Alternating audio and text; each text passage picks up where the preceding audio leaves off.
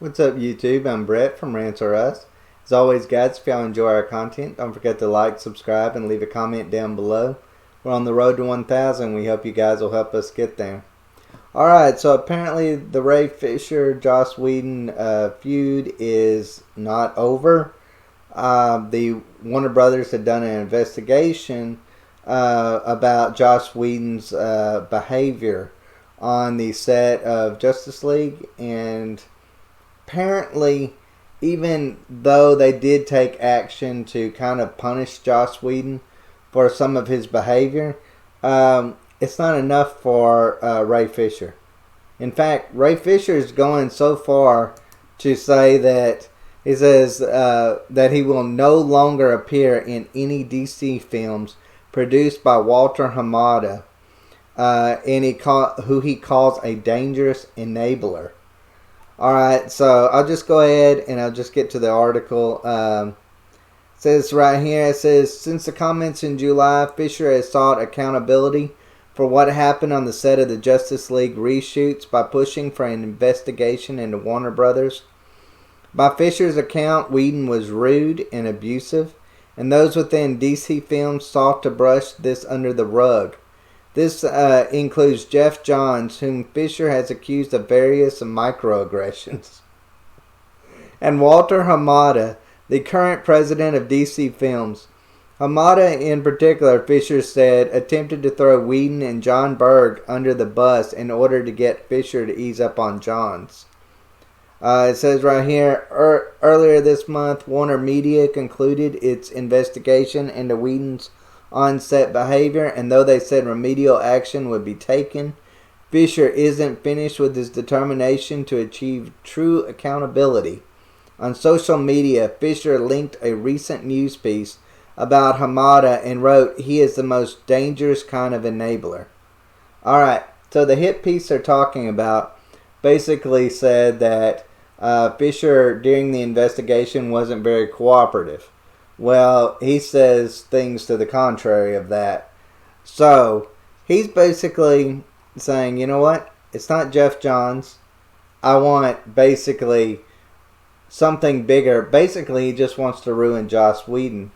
He doesn't want Joss Whedon to, I guess, film anymore. I guess he wants him just completely blacklisted from Hollywood.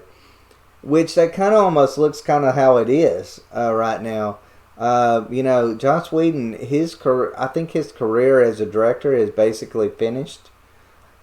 But I don't know if I agree necessarily with Ray Fisher. Like, you're talking about microaggressions. Like, okay, I get it. You work on set with a lot of people. There's probably going to be people that aren't going to be the nicest of people. This is a business after all. Certain things are, probably required during these sets. When you've got stars and directors and they've all got big names or up and comers, they've all got different opinions over things. So you can maybe expect a clash of personalities. So this doesn't shock me in the least bit. It does shock me that somebody like Ray Fisher, who really doesn't have that much of a name for himself, is pushing so hard on this. Like, I can't see how it's going to do him any good in the future. I don't know why anybody would want him as on their cast, simply because of the trouble he has caused Joss Whedon. Now, in his defense, Zack Snyder had a bigger role for Ray Fisher's Cyborg character in Justice League, and that role was significantly reduced by Joss Whedon.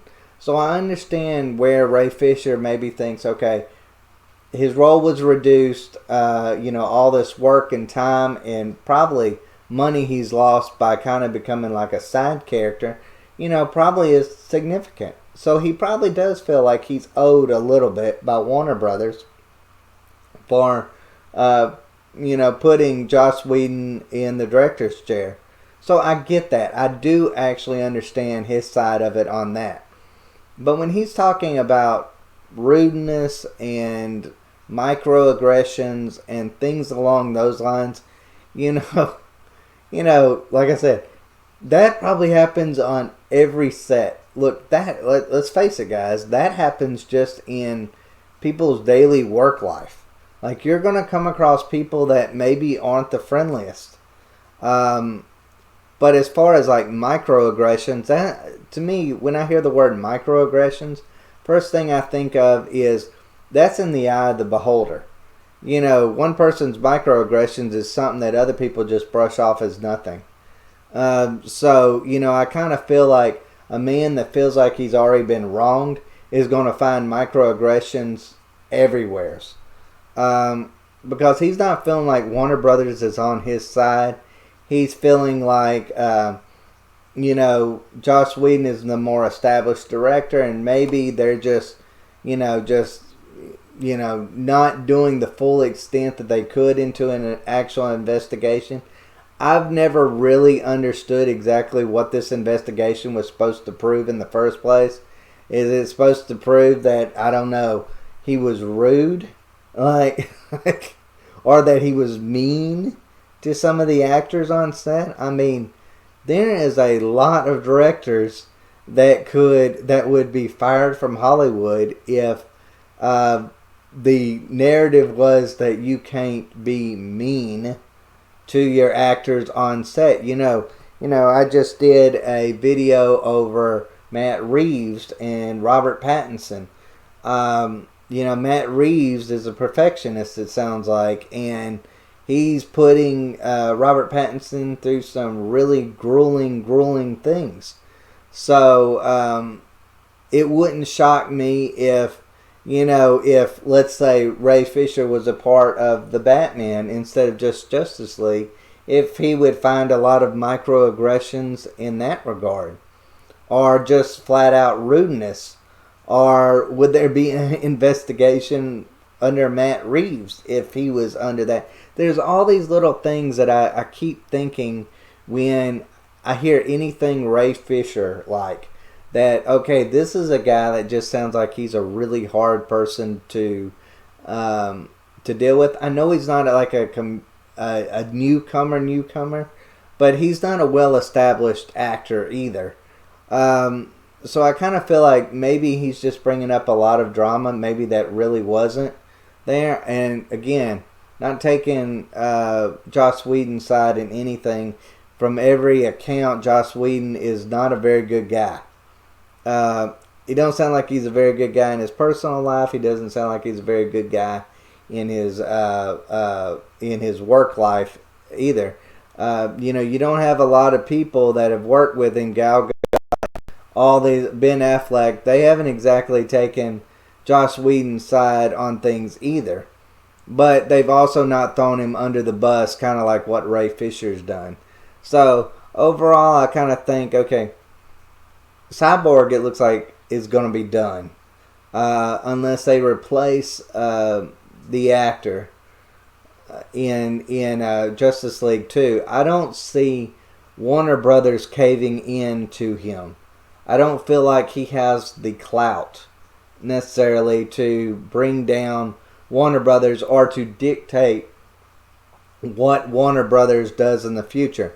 Now, I don't know much about Walter Hamada as producer or any of those things. Now, they could change something along those lines, maybe to accommodate Ray Fisher. But still, even with that, you can't tell me that in the back of Warner Brothers' mind that they're going to be like, well, we could get rid of Walter Hamada, but what other things would we have to change to please Ray Fisher? That just seems like something that I don't see studios necessarily doing, especially for an actor or a character like a Cyborg that really, if you really think about it, and I'm a huge Cyborg fan, huge Teen Titans fan, but let's face it, Cyborg is not necessarily needed. Okay, you've got The Flash, you've got Wonder Woman, you've got Batman, you've got Superman. Cyborg is just kind of a side character at this point, and he always will be. Like, you can make him as the founder of the Justice League and whatever you wanted to do, but at the end of the day, he'll never be as popular as what, Wonder Woman, Batman, and Superman are.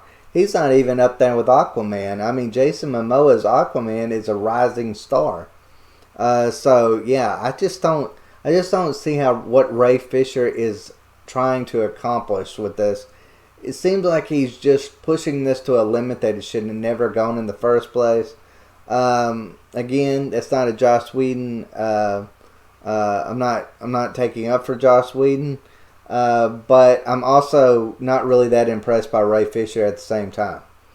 But as always, guys, let me know what y'all think. Kind of disappointed by this DC news. We seem like we hear great news and then we have bad news and good news and then bad news. It's like, it feels like DC is kind of up in the air a little bit now. It seems like the Batman film isn't necessarily going as planned. Wonder Woman 1984 was kind of a dud. And then, of course, you got this Ray Fisher news. So, I don't know. Snyder Cut, man, they're breaking up into all these different little pieces. That don't sound too good in my book. That just seems like a money grab. And maybe, that kind of being a dud as well. I don't have high hopes like a lot of people do for it. But anyways, guys, let me know what y'all think. And as always, thanks for watching.